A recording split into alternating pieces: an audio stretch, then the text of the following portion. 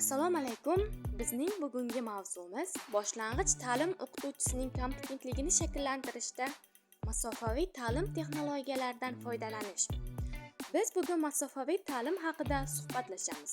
Masofaviy ta'lim nima? Masofaviy ta'lim o'quv jarayonining maqsadi, mazmuni, uslublari, o'qitish vositalari va internet texnologiyalari yordamida tinglovchi hamda o'qituvchilarning masofadan turib interfaol muloqot qilish jarayoni hisoblanadi. Bugungi kunda ko'pgina oliy ta'lim muassasalari ushbu masofaviy ta'limdan foydalanishadi. Masofaviy ta'limning tashkiliy iqtisodiy afzalliklari ham mavjud bo'lib, masalan, o'qitish uchun sinflar, doskalar, stollar va boshqa o'quv qurollari zarur emas. Moliyaviy xarajatlar asosan internet sahifalariga sarflanadi. Masofaviy ta'limning tarkibiy qismlari ham mavjud bo'lib, ushbu tarkibiy qismlarga o'qituvchi, o'quvchi va kommunikatsiya kiradi.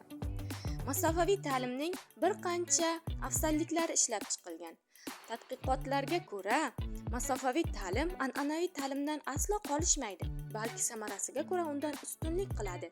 Negaki o'quvchi materialning asosiy qismini o'zi o'rganadi va mavzularni puxta o'zlashtirish natijasida ko'nikmalar hosil qiladi.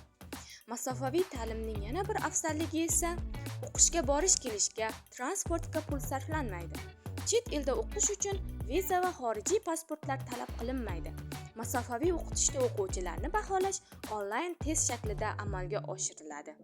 Masofadan o'qitishning uslubiy vositalari ham bo'lib, ularga darsliklar, audio va video darsliklar, onlayn darslar, elektron kutubxonalar, multimediali elektron darsliklar, testlar, veb-saytlar va onlayn platformalar kiradi. Masofaviy o'qitish o'zaro ma'lum bir masofada internet texnologiyalari yoki boshqa interaktiv usullar va barcha o'quv jarayonlari kompetentlari, maqsad va mazmun, metod, tashkiliy shakllar va o'qitish usullarini o'rganadi. Xulosa qilib aytganda, masofaviy ta'lim tizimi insonparvarlik prinsipiga asoslanadi. Ya'ni hech kim kambag'allik, geografik muammolar, ijtimoiy himoyalanmaganlik va boshqa sabablar tufayli bilim olish huquqidan mahrum bo'lmaydi.